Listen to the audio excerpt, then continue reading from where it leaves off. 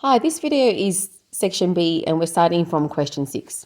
So it says simplify the following expressions using your algebra skills. Okay, so before we start simplifying, check our operations. We have addition, subtraction and subtraction. So when we're adding or subtracting with algebra or algebraic expressions, we have to combine like terms. So like terms means they are the same because they're alike. Now, if I start with my 5, just focus on the pronumerals. I've got an xy. Do I see any other xy's in the whole thing? That's just a 6 on its own. Here I've got a y and an x, which is still an x and a y. We know order doesn't matter. And that is a negative 2yx. Always circle the sign in front of the coefficient. In this case, it's 2, so it's negative 2. And that 5 is just a positive 5, or we can just say 5xy. I can also combine, I'll get a different color, numbers on their own that we call constants. That's a positive 6. So positive 6 and a negative 1. So I've just used different colors. So I can now also combine that positive 6 and that minus 1. All right, so let's do the xy first. So my answer is going to have an xy in it and then a number on its own. Now, what number goes in front of the xy? Let's calculate. I've got 5 take away 2. So what is 5 take away 2? 5 take away 2 is just a 3. So that leaves me with 3xy. And you can cross them off once you're done. I'm now left with the 6 minus 1. So positive 6 is just a normal 6. 6 minus 1 is 5. But remember, that 5 is really a positive, so we put a plus in front of the 5. And there's my answer. The next one, B, I can see the operation is multiplication. Everything is being multiplied. When we have expressions like this, the trick is to first multiply your numbers. So I've got a 3 and a 2. So 3 times 2 is just 6. So numbers we multiply like normal. And now when it comes to the pronumerals, all the different letters we see, the pronumerals we see, just write them down and we try and write them down in alphabetical order. So I've got an A, I've got a B, and there's also a C in the whole thing. Just write them down once. And now we're multiplying, it's the powers that change. So I've got a power 1 there for the A and also there. So how many A's in total? 1 plus 1 is just 2. Okay? So remember, when multiplying, it's the powers that change. Here I've got a B, and there's a B on this side and on that term. So that's 1 plus 1 is 2 as well. And C, there's just one C in the whole thing. So I've only got that one C there. And we know there's a power 1 there that's invisible. And that's all I can do. The next one is involving equations. So solve the following equations using your algebra skills. So we have learned that, yes, I can do this mentally. So a number plus 8 to give me 5. Now, because we're getting smaller, I may need negative numbers. So you can try and do these mentally, but we also know how to do them mathematically or algebraically. So I'm going to do them algebraically to practice. So opposite or inverse of plus 8 is minus 8. And what I do to one side, I must do to the other. Now, if we have the opposites, a positive 8 and a minus 8 become 0 because 8 take away 8 is 0. I'm left with x equals, what is 5 minus 8? A smaller number, take away a bigger number is a negative, and it happens to be 3. So for that one, it was a negative 3. And if we do our check, if x is negative 3, minus 3 plus 8 gives me 5. Always do your check. Over here, I've got a number, take away 4 to give me 3. I'll do the opposite of take away 4, which is plus 4, and I must plus 4 on the other side. That cancels and goes away. It becomes 0. And 3 plus 4 is 7. And let's do a check. 7 take away 4, yes, it gives me 3. Over here, I've got 5 times a number to give me 12. So I may have a fraction or a decimal in this one.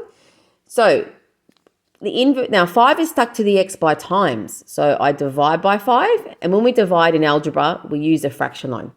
And I must divide the other side by 5. The 5's then cancel because one on top and one on the bottom.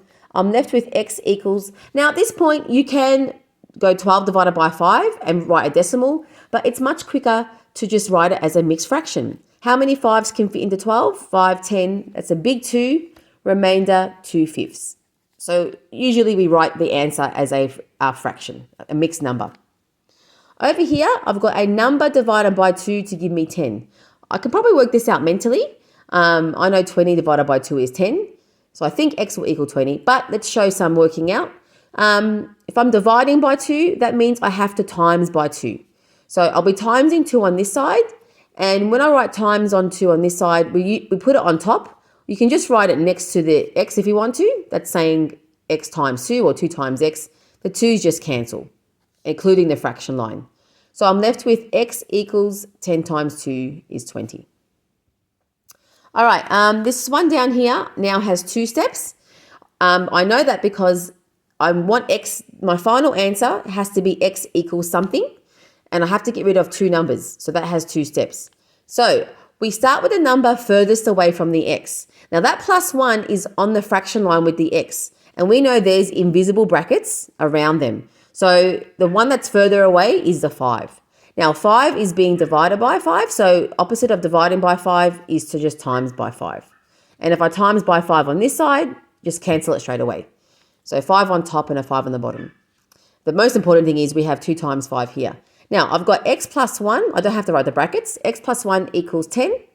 And my last step is the inverse of plus 1 is minus 1, minus 1. Oh, I've got x already here. So 10 minus 1 is just 9. This one here, now when we have brackets, the best way, the way that works for any type of equation is to expand the brackets first.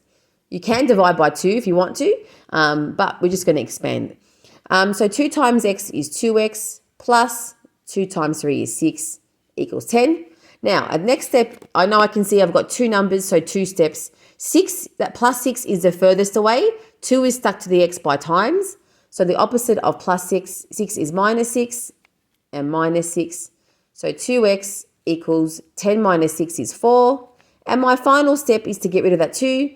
It's stuck there by times, so I have to divide by 2. We always do the opposite. Cancels, and x equals 4 divided by 2 is just 2. And I'm done.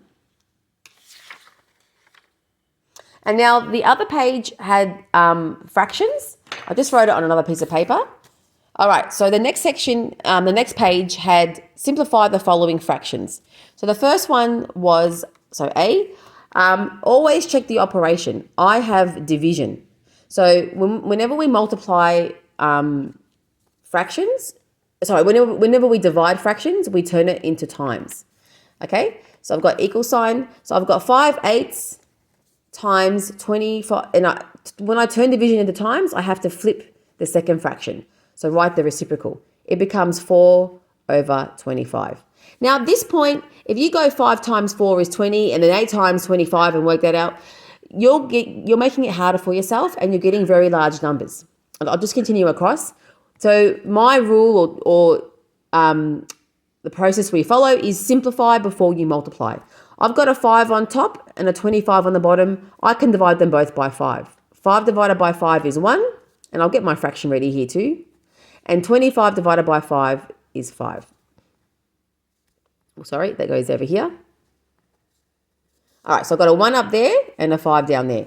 Now 4 and 8, I can divide them both by 4. So 4 divided by 4 is 1, so that was a 1 there. And 8 divided by 4 is 2, so 2 down there. So I've got now 1/2 times 1/5. And that is much easier to work with. I just multiply my numerators, my top numbers.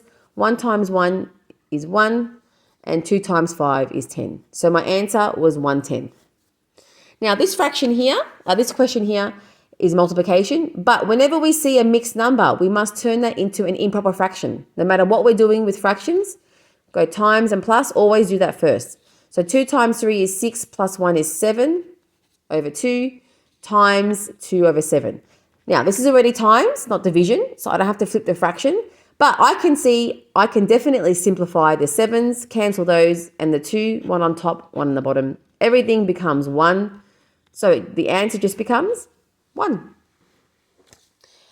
With C, everything is being... Oh, hang on, I'll just double check C. May have written it wrong. So see, I've got 1/5 times, oh, sorry, that's supposed to be a plus. on the practice exam, so change it to plus. So here I've got two different operations. I've got plus and multiplication. So addition. So when we have this, think of order of operations. Times must come first. So I'm going to put a bracket around those two fractions, and I'll add the 1/5 last. So with my working out, I can just go, okay, 1/5 plus. Now let's work what's in here first. Now because I'm multiplying, simplify before I multiply. Cancel the 23, cancel the 23. They're exactly the same. 3 and 6, I can divide them both by 3. That becomes a 1, and 6 divided by 3 is 2. All right, so I'm now left with 1 times 1, which is 1, over 1 times 2, which is 2. So I now have 1/5 plus 1/2. Now, when I add fractions, we have to have the same denominator. So whenever adding or subtracting, we have the same denominators before we do anything else.